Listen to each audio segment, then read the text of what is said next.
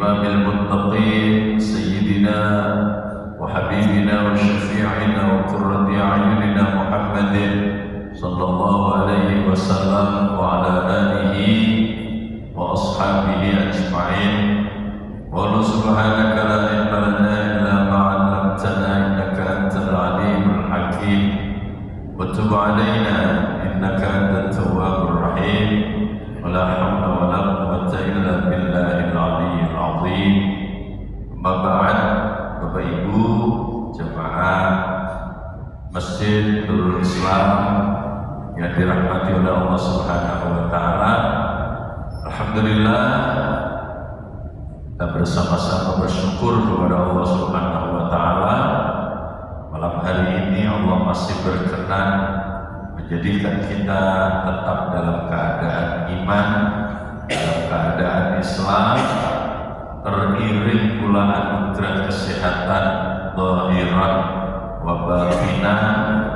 Allah pun masih berikan kekuatan kepada kita untuk bisa tetap istiqomah di dalam menjalankan ibadah kepadanya.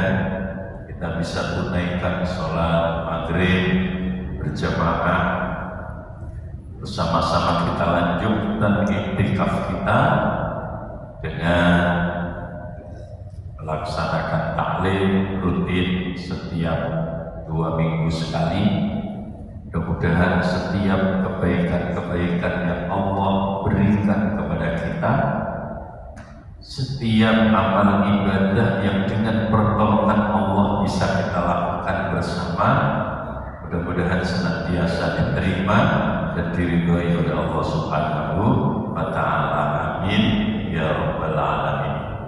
Salawat wassalam kita aturkan kepada junjungan kita Nabi Agung, Nabi besar Muhammad sallallahu alaihi wasallam. Qauli Allahumma shalli ala sayyidina Muhammad wa ala alihi wa ashabihi ajma'in. Bapak Ibu para jamaah yang dirahmati oleh Allah Subhanahu wa taala, insyaallah tidak lama lagi Ramadan akan menjumpai kita. Insyaallah kurang dari 1 minggu lagi. Insyaallah kurang dari 1 minggu lagi, kalau ketetapan yang diambil oleh Muhammadiyah, Ramadan tahun ini jatuh pada hari Senin tanggal 11 Maret. Tapi Nahdlatul Ulama dan pemerintah seperti biasanya masih akan menunggu. Nahdlatul Ulama menunggu hasil ru'yatul hilal, pemerintah masih akan menunggu hasil sidang isbat, tentu setelah mendapatkan dan menerima laporan-laporan dari ru'yatul hilal di setiap titik yang telah ditetapkan oleh pemerintah. Lalu posisi kita seperti apa? Posisi kita tidak usah bingung, biar wae dhewe makmum ya wis pokoke makmuman billahi ta'ala. Yang penting ibadah itu harus dilakukan dengan yakin. Itu yang paling penting. Ibadah itu harus dilakukan dengan yakin. Kita yakin yang mana? Silakan. Ya?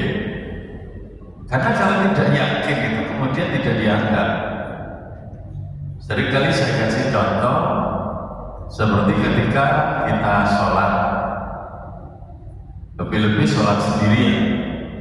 Sholat sendirian itu rawan lupa, gitu, rawan lupa.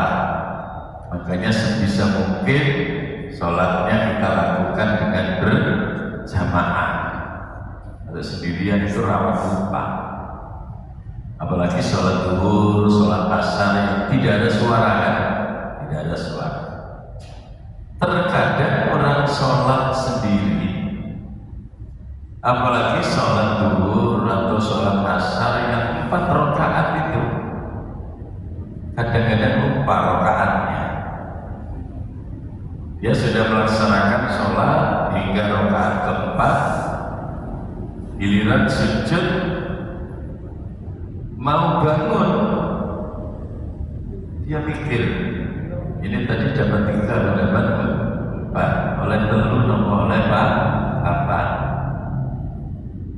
Maka tidak usah dibikin pusing. Kalau pertanyaannya dapat 3 atau dapat 4, maka yang diambil adalah yang kecil, yang diambil yang sedikit, berarti isi oleh telu. Kenapa? Karena yang 3 itu yakin, yang 3 itu ya yakin, yang 4 masih ragu, maka yang diambil adalah yang yakin wis telu. Gak apa-apa kan? Nah, rapatnya jira ragu, maka yang diambil yang 3. Ini bukti-bukti bahwa ibadah itu memang harus dilakukan dengan yakin. Satu ketika kita mendapatkan kesempatan untuk menjalankan ibadah di tanah suci saat tawaf mengelilingi Ka'bah, aturan mainnya tawaf itu keliling Ka'bah 7 kali. Kadang-kadang orang juga lupa, apalagi kalau tawafnya sendiri. Kalau tawafnya berjamaah, kemudian mesti niati wae sama sing mimpin, sapa jare wae. Apa jare wae sing mimpin muni mari ora pintu ya wis yakin. Tapi ketika kita tawaf sunnah sendirian, lalu kita sudah putar 7 kali, ternyata pada putaran yang ke-7 di hati kita ada keraguan-keraguan. Iki mang oleh pintu apa oleh 6 apa itu. Maka yang diambil adalah 6. Karena apa? Karena yang 6 itu ya yakin. Wis yakin oleh 6. Itu gak yakin. Maka yang gak yakin itu harus diulangi. Maka tambah 1 putaran. Sehingga yakin sudah 7. Seperti itu. Jangan sampai kita ibadah itu kemudian hanya sekedar ikut-ikutan atau ambil seenaknya sendiri. Iya mas, sesuk Ramadan. Ramadan rapodo iki sebenarnya piye? Yo sebenarnya posone enak sing keri. Aku di mana nih? Kalau sing dhisik wae. Lah nek ngono ya ora oleh. Nggih, mboten asa. Iku jenenge karepe dhewe. Tidak bisa, ya. Jadi ibadah itu harus yakin, ya. Makanya ketika terjadi perbedaan seperti ini, satu pihak kita memahami itu sebagai sebuah hal yang lumrah. Tapi ketika kita kemudian harus memilih ikut yang mana, sesuaikan dengan mana yang kita yakini. Itu aja, aman. Nah, terlepas nanti kayak apa, tapi bahwa Ramadan itu akan segera hadir di tengah-tengah kita, ya. Apakah pasti kita akan ketemu dengan Ramadan?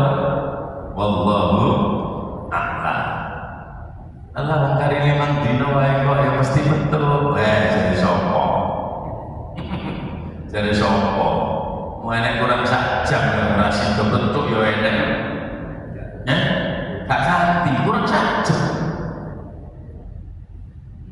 Jam 5 sore kan kurang saja maghrib loh. Kurang saja maghrib mati. Loh, jadinya tahu nih, sangat tadi maghrib ya. Lah kok ya iso dikono malah ya ben, nggak bisa. Kita tidak pernah tahu, walaupun hanya tinggal beberapa hari, kita tidak pernah bisa menjamin apakah kita akan bertemu dengan Ramadan atau tidak. Karena itu kemudian kita patut untuk mempersiapkan diri. Terlepas nanti ketemu Ramadan bener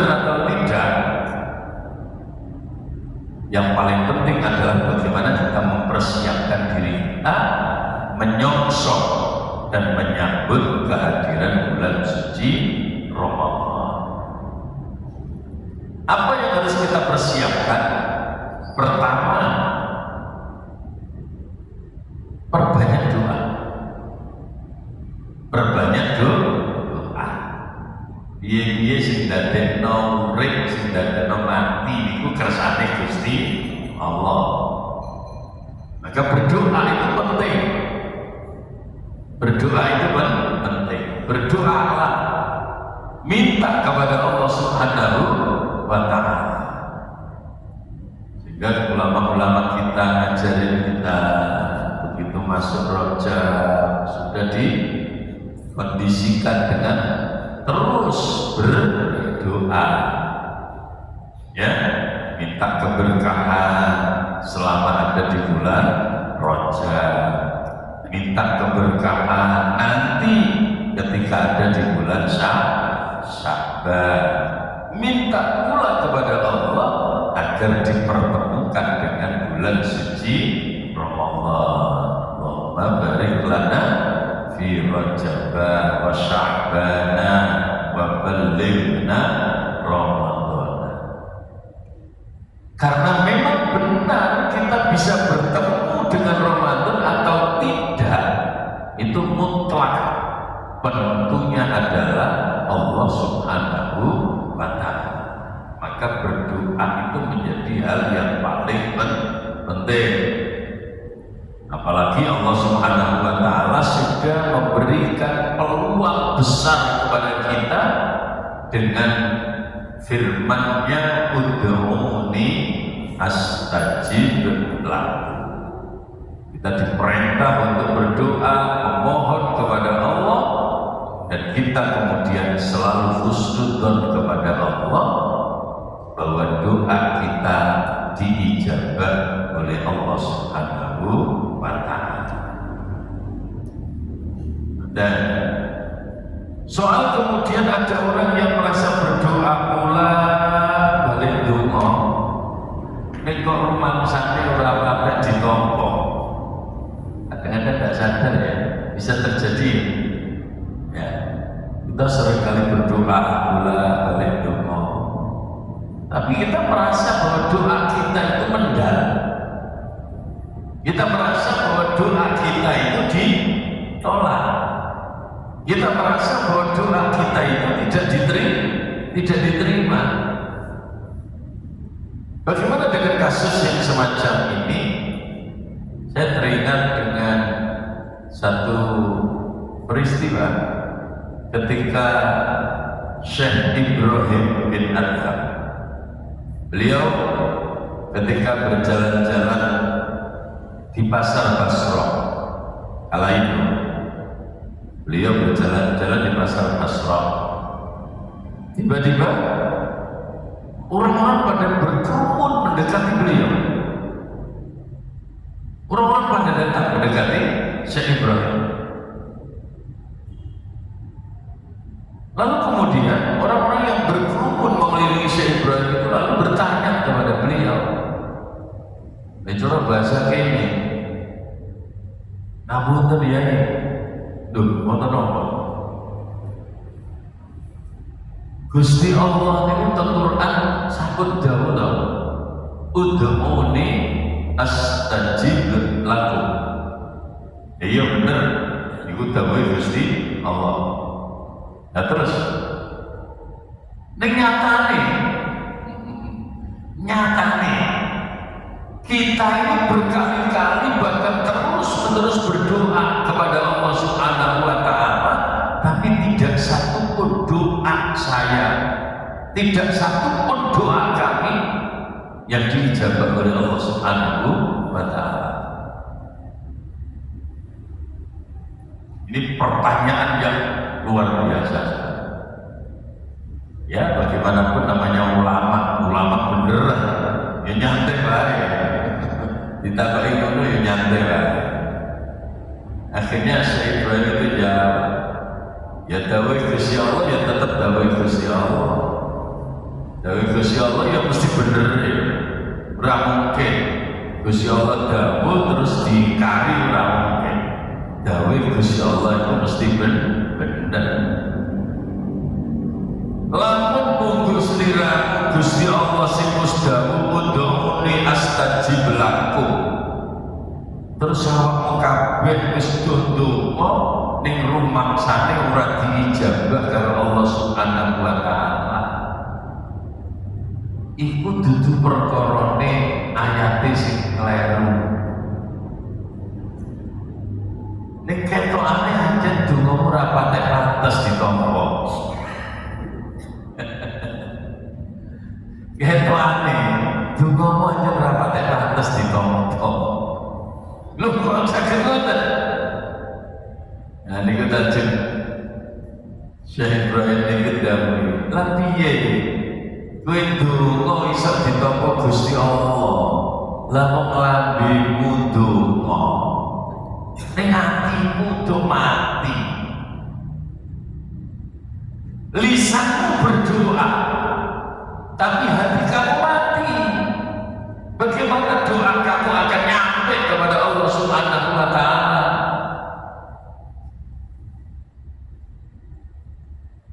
Makanya tidak heran kan kalau ulama-ulama yang dekat sekali dengan Allah Subhanahu wa taala terkadang itu kan ada yang setiap ucapannya jadi wong Jawa angger sing diomongno mandi. Kenapa? Karena nyambung. Lambene karo atine niku nyambung. Saya sering memberikan analog seperti ini. Ketika jenengan ke toko listrik, lalu kemudian beli bola lampu, ya bidok ini ya, bidok. Sama tokonya dilayani. Sama cari doknya apa? Aku golek dok sing paling apik, paling apik. Dibenehi, belum betul nyebut nih, sangat iklan, betul nyebut mereknya, betul. Diuladeni, no, iki apik. Regane piro? Marah, apik yo, marah. Tapi kalau panjang pingin toko sing apik, yo dibayar masyarakat. Jadi di situ iki murung tenan, wadon tenan. Lho iki murung, wadon tenan. Ra ngandel tak coba no ya. Ibu gak coba no. Murung toh. Jenengan itu bahasa Arab mesti dicoba no. Murung toh, murung. Murung. Sewenang guys. Bungkus neh mulai. Jelalah bareng tekan omah dipasang nih pitingane. Saklar dipencet. Orang murung. Sampai arep ngomong-ngomong. Wah, ini bojomu itu muni ngono. Ya ora iso. Nyatane kok wis dicoba. Nggih lho. Nyaman apa piye? Lho tak ora cocok. Lalu apa? Yang paling tepat ketika kita beli bola lampu yang baru dan sudah dicoba nyala, nyampe rumah dipasang saklar dipencet on kok gak murung, ra perlu nyalano sapa-sapa, preson salurane jelalah saklare wis on bener, lampune wis dicepno tenanan, wis seret tenanan. Bareng diteliti tibake kabel medhot. Napa? Kabel medhot. Berarti sing bae gak murung niku tokone, pabrike, napa lampune, napa namanya? Kabele. Ternyata dudu lampune sing kleru. Dudu tokone bojone, dudu pabrike sing ra bener, ning nyatane kabele sing pedhot, mulane murah murung. Yang barangkali analog itu penting sekali buat kita saat kita berdoa. Kalau kita terus berdoa kok menang diijabah oleh Allah Subhanahu wa taala, ora usah tolak-tolak, jerayahi atine dhewe, kabele ketokane pedhot. Sehingga lisan kita dengan hati kita tidak nyambung.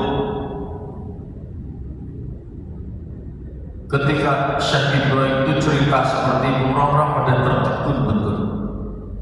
Akhirnya nopo, lah nopo ya sebabnya sing dadekno kabeh pedhot niku nopo? Nganti ati kula jenengan sebut mati niku sebabnya nopo? Syekh Ibrahim lajeng cerita, wakil sebabnya, wakil sebabnya. Ini belum betul cerita nih, meneh-meneh wae, meneh-meneh wae. Tak cerita di siji wae. Jadi Syekh Ibrahim salah satunya beliau katakan, araftumullah wa lam tu'addu haqqah. Bagaimana hatimu tidak mati, yang kemudian berdampak bahwa doa kamu kemudian tidak diijabah oleh Allah Ta'ala. Namun kamu itu berkali-kali bilang kenal Allah, iman nang Gusti Allah, ngakoni yen Gusti Allah niku siji-sijine pangeran, ora ana pangeran saliyane Gusti Allah, ning nyatane hake Gusti Allah ora mbok jangkepi. Bagaimana hatimu tidak mati? Kamu mengaku kenal Allah, kamu mengaku beriman kepada Allah, kamu mengakui bahwa Allah itu satu-satunya Tuhan, tetapi hak-haknya Allah masih banyak sekali yang tidak kamu penuhi. Ini yang barangkali perlu kita koreksi bareng-bareng. Ketika kita mengaku sebagai bagian dari orang yang beriman, ketika kita berikrar bahwa Allah itu adalah Tuhan kita, ketika kita mengaku kenal dengan Allah Subhanahu wa Ta'ala, tanyakan pada diri kita, sudahkah hak-hak Allah kita penuhi sebagaimana mestinya? Ini pertanyaan. Ketika hak-haknya Allah belum kita penuhi, maka itulah yang menjadi faktor penyebab salah satunya yang menjadikan hati kita mati. Dan ketika hati kita mati, rasanya tidak berlebihan kalau kemudian doa kita tidak diijabah oleh Allah Subhanahu wa Ta'ala. Nah, disinilah kemudian ketika kita mempersiapkan diri menyongsong hadirnya bulan suci Ramadan, lalu kemudian langkah pertama kita perbanyak doa kepada Allah Subhanahu wa Ta'ala.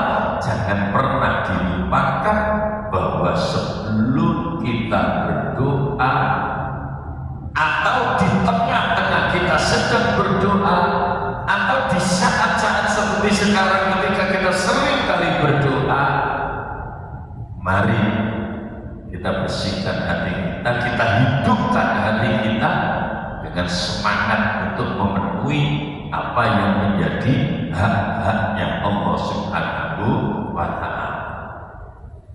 Itulah kenapa kemudian Rasulullah lalu bilang, orang yang menyambut datangnya Ramadan dengan sukacita, dengan hati yang gembira, maka jasadnya haram dari api neraka. Siapa yang mengharamkan Allah? Man fariha bidukhuli Ramadan haramallahu jasadahu ala nar. Hadis ini populer banget, ya. Apalagi nanti kalau sudah Ramadan, serono ini diunekno, ya. Barang siapa yang merasa bahagia, hatinya berbunga-bunga dengan datangnya bulan suci Ramadan, maka Allah mengharamkan jasadnya dari api neraka. Tentu kemudian yang namanya gembira menyambut datangnya Ramadan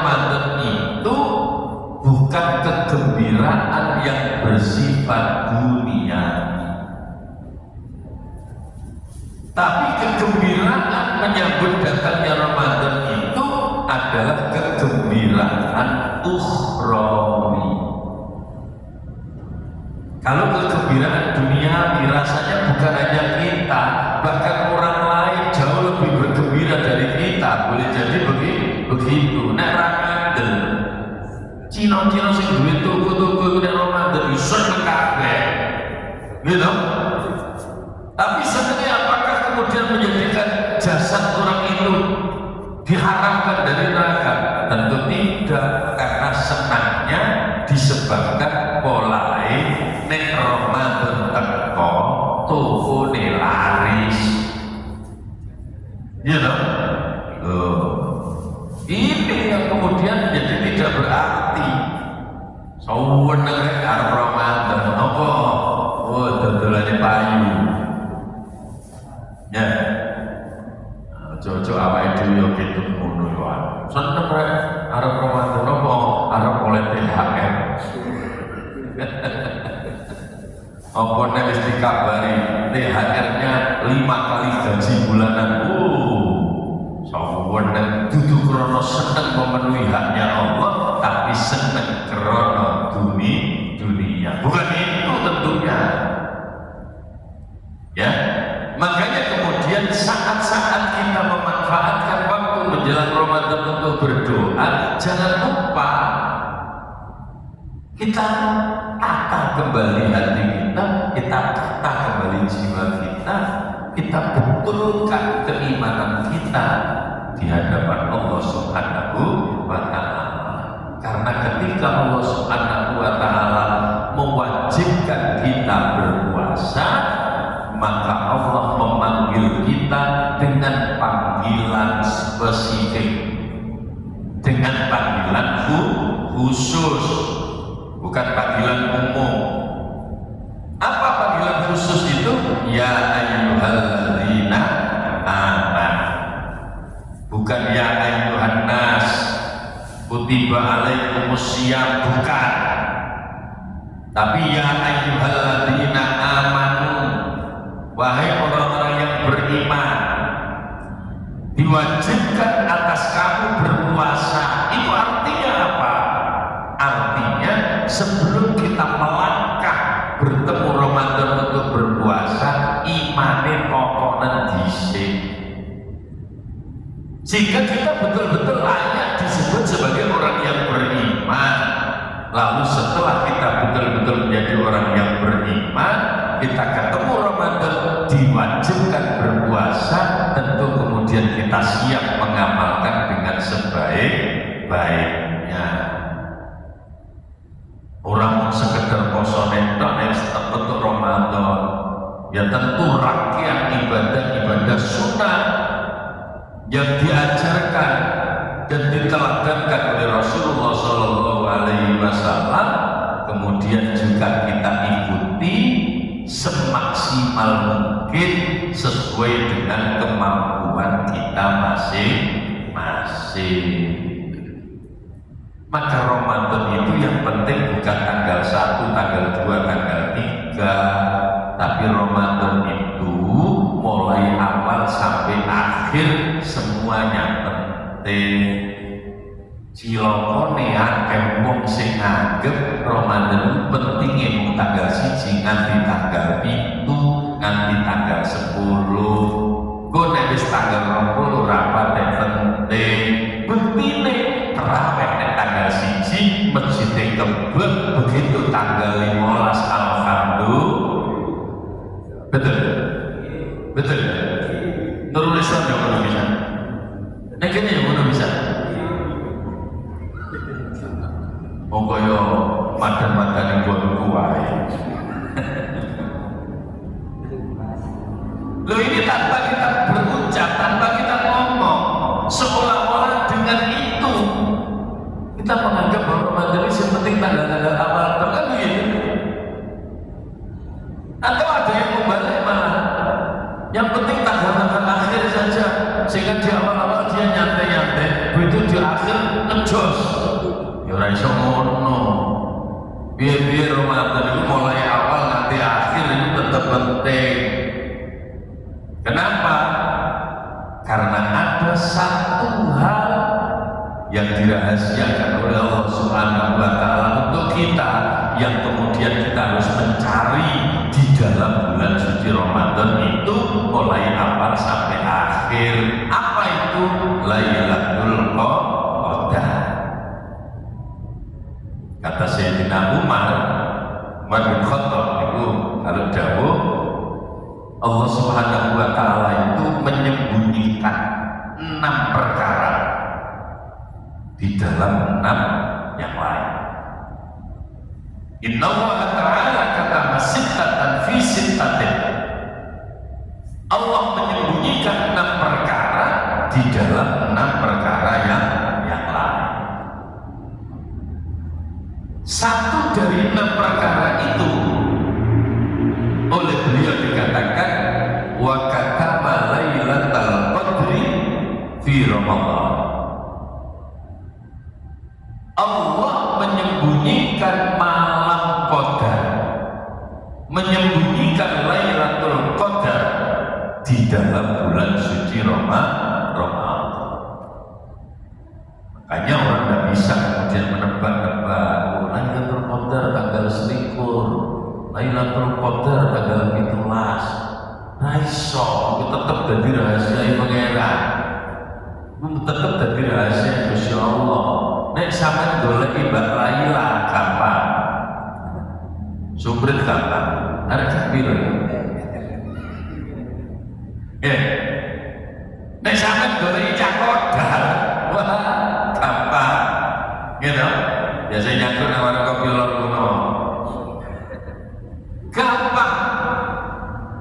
Tapi ketika kita mencari Lailatul Qadar, itu tetap menjadi rahasia Allah yang disembunyikan selama ada di bulan suci Ramadan. Maka berpaculah mulai awal sampai akhir Ramadan. Ketika istiqomah 1 bulan penuh, maka yakin salah satunya ada malam Lailatul Qadar. Ada. Ya, sekali lagi karena kesiapan mental kita kadang-kadang tidak total, akhirnya kejadiannya seperti umumnya. Awal-awal kok yes Ramadan awal-awal ada Quran wakafis tengah hati, bisu buka Quran, awan buka Quran, oleh 10 dino jemok lo kakober. Ojo kate kok bukan jemok tak lo kakober. Sopo iku embu. Ya. Andai di masjid tidak ada aktivitas tadarusan, kira-kira bumoco bukan? Ya kan? Kira-kira buka bermoco bukan? Enggak ada di masjid orang darusan, kalau ya ketok ada teko tapi bukan melo apa-apa, mbok ngenteni jajan teko ngono ae. Ana memoco ora gelem. Wis pokoke nunggu itu bagian ngenteni jajan teko. Mentang-mentang dhewe menangan. Nggih, sing maca durung mangan dhewe wis mangan di sini malah. Mohon saya hal yang semacam ini, walaupun saya tidak mengatakan jelek ya wis gairah-gairah dunia wis padha, tapi setidaknya kita jangan seperti ya, kita jangan seperti itu. Dan supaya kita tidak seperti itu, yang kita persiapkan diri kita baik-baik. Di balik persiapan-persiapan yang bisa kita lakukan, tetaplah berdoa kepada Allah Subhanahu wa Ta'ala, sebab yang menentukan segalanya hanyalah Allah Subhanahu wa Ta'ala. Itu persiapan. Kemudian yang kedua, apa yang perlu disiapkan sebelum datangnya Ramadan? Walaupun saya yakin panjenengan tidak, tapi anggota keluarga jenengan belum tentu kalau tidak. Napa nih? Nyauri poso tahun ini. Nyauri poso tahun ini. Kalau jenengan saya yakin tidak. Kenapa? Laki-laki. Kalau laki-laki sampai punya hutang itu terlalu. Gitu? Ya kecuali Jawa nek jadi loro tenanan. Coba nek loro tenanan. Tapi kalau perempuan potensi untuk punya utang kan tetap ada. Ya asal belum menopause, gitu, atau asal tidak dalam keadaan hamil. Nah, karena kalau hamil, asal orang punya semangat dan kuat, malah tidak punya hutang puasa sama sekali, gitu. Tapi ketika menstruasi mau tidak mau mesti hutang. Nah, mumpung durung betul Ramadan, kok mulai ke masjid bojone anak wedoke takoni, "Nduk, utang puasa tahun ini wis mbok sahur." Masya Allah, ini sih kurang 5. Ini kurang 3 malah utang 5. Benar-benar iso nyaur. Kandhani. Gitu. Lu penting gitu. Kenapa? Karena tanggung jawab kita, Pak. Istri dan anak-anak kita itu tanggung jawab kita. Makanya kenapa ada ayat ya ayyuhalladzina amanu qu anfusakum wa ahlikum nar. Itu menunjukkan bahwa tanggung jawab kita itu bukan atas diri kita sendiri, tapi juga istri dan anak-anak kita yang notabene mereka adalah keluarga inti kita, itu juga bagian dari tanggung jawab kita. Makanya perlu diingatkan, yo sing duwe utang poso mumpung jin kurang 5 dino dadak sahur. Nah, begitu. Kemudian yang tidak boleh kita abaikan lagi adalah persiapan keilmuannya. Makanya sebenarnya ketika menjelang Ramadan itu kita perlu mereview kembali ilmu kita tentang puasa. Ya, perlu mereview kembali ilmu kita tentang puasa, syarat rukunnya puasa, hal-hal yang membatalkan puasa, sunnah-sunnahnya ketika kita menjalankan ibadah puasa, itu perlu direview kembali.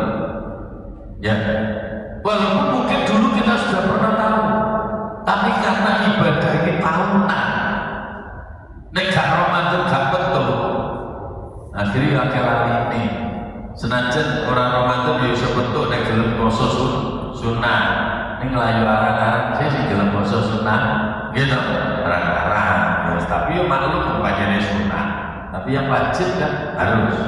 Makanya kemudian persiapkan ilmunya kembali. Oke, masih banyak sebenarnya, tetapi ya karena waktu jual, ya kemudian membatasi kita. Setidaknya dengan beberapa poin yang saya sampaikan tadi, kita bisa melakukan dengan seoptimal mungkin agar kita betul-betul siap menyongsong hadirnya Ramadan yang tidak lama lagi akan hadir di tengah-tengah kita. Mudah-mudahan kita semuanya diberi panjang umur, diberi sehat walafiat oleh Allah Subhanahu wa Ta'ala, diberi pertolongan dan kekuatan untuk bisa menyambut Ramadan dengan sukacita dan menyiapkan diri untuk menjalankan seluruh apa yang diperintahkan oleh Allah di dalamnya. Amin ya rabbal alamin. Al-Fatihah.